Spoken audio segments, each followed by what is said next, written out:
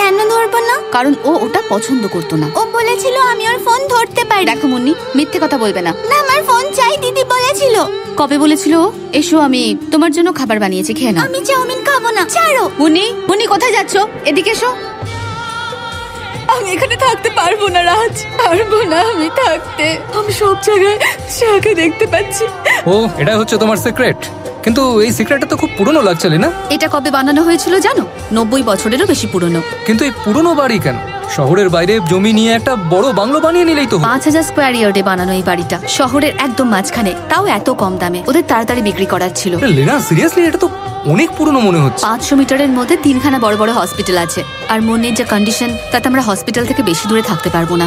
High daddy. High Munni, তোমার school room তো খুব সুন্দর হয়েছে। দেখো, ল্যাপটপও আছে। আরে, তোমার ল্যাপটপ তো আমার ল্যাপটপের থেকেও ভালো। এটা আমি নিয়ে নিই। না ড্যাডি, আমার ফোনও চাই। তুমি ফোন নিয়ে কি করবে?